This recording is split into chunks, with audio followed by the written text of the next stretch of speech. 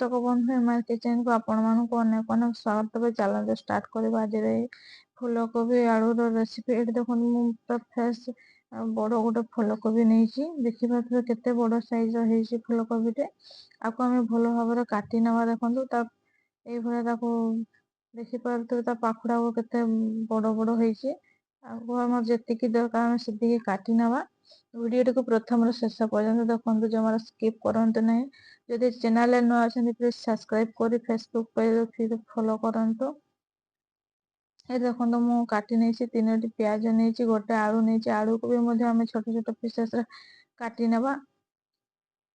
मुझे छोट पीसेस कर काटी नौ आप चाहिए बड़ भी करें। देखिए आम 4 ରୁ 5 मिनिट को आम सीझापी छाड़ीदे आलू कोबी को। स्वाद अनुसार लुण देवा अल्प टे हल्दी गुंड देके कभर कर नवा।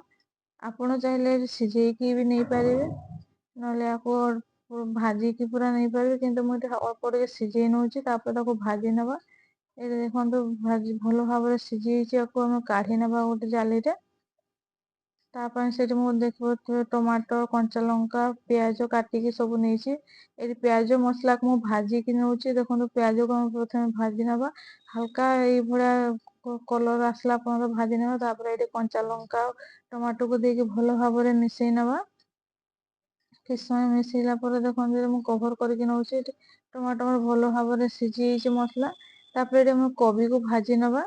ये मुझे अल्प टे सरष तेल दे कोबी आलू को भल भाव भाजी नवा अल्प टे हल्का तार ब्राउन कलर आसला को भाजी नवा।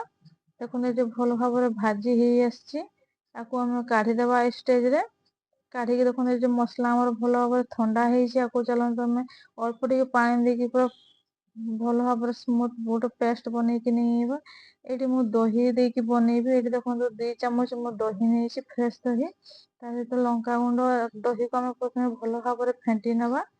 फेंटी सारा पर लंका गुंड हल्दी गुंड जीरा गुंड धनिया गुंड अल्प टे गरम मसला देकी भल भाव आम मिसई नवा मसला को।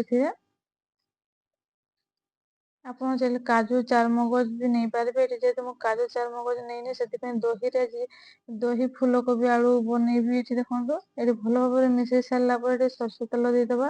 ତାକୁ ଗୋଟେ ତେଜପତ୍ରକୁ ଦେଇଦବା। ଆପଣ ଚାହିଁଲେ ଜିରା ଗୋଟା ଗରମ ମସଲାକୁ ବି ଦେଇପାରିବେ। ତାପରେ ବାଟି ରଖିଥିବା ପେଷ୍ଟକୁ ଦେଇଦବା। ଏଠି ଦେଖନ୍ତୁ ଭଲ ଭାବରେ ଦେଇକି ଆକୁ ଆମେ ମିଶେଇ ନବା। देखिए सांगे सांगे मिसेई से जार मसला जेहेतु लगी अल्प टे पानी देके 2-3 चामच पानी देके भल भाव मिसई नवा सबको। देखी पारे मुझे सब मसला को भल भाव मिसई नौ। तापर जो आम दही सहित मसला गोई रखते स्टेज रे देदेवा। एका सहित मोर मसला भल भाव सीझी। देखो धोईकी अल्प टे पानी दे दौचे मसला टाक भल भाव तेल छाड़ला कषि नवा मसला को।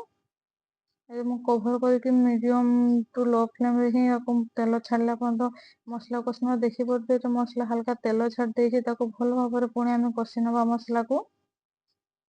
जिते भल भाव मसला को आम ये कषिबे से तरकारी टेस्ट हम बढ़िया। तापर देखो मसला भल भाव तेल छाड़ी भल कषि कड़े छाड़ला माने जानी मसला भल भाव रेडी हो फूलकोबी को ऐड करके भल भाव कषि नवा।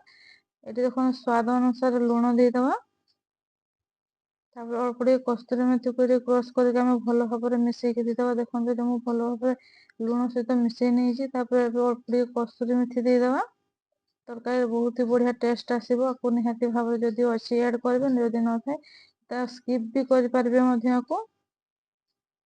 देखिए पुणी कषि नवा। तापर आपन जी ग्रेवी रखी आपड़ ये भी कषा खाई पारे कि जदि चाहिए ग्रेवी भी करें। ये मुझे हल्का झोल झोल बनईबी जी आम झोल दरकार से पानी दे दूची। देखिए भल भाव पूरा हाई फ्लेम यहाँ को फुटे ना प्रथम झोल को तापर मीडियम फ्लेम करेगी 2 ରୁ 3 मिनट तापर गैस को ऑफ करदमा। ये देखो गोटे पूरा भल भाव फुटी आस देखिपे दही देवा फल आम तरकारी केते बहलिया है। बिना काजू चारमगज भी तरकारी बहुत ही टेस्टी लगे। बहलिया ग्रेवी देखिए जानी पारे। ତ ଯଦି ପ୍ଲିଜ୍ ଚ୍ୟାନେଲରେ ନୂଆ ଅଛନ୍ତି ସବସ୍କ୍ରାଇବ୍ କରନ୍ତୁ, ଫେସବୁକ୍ ପେଜରେ ଦେଖୁଛନ୍ତି ଯଦି ଫଲୋ କରନ୍ତୁ।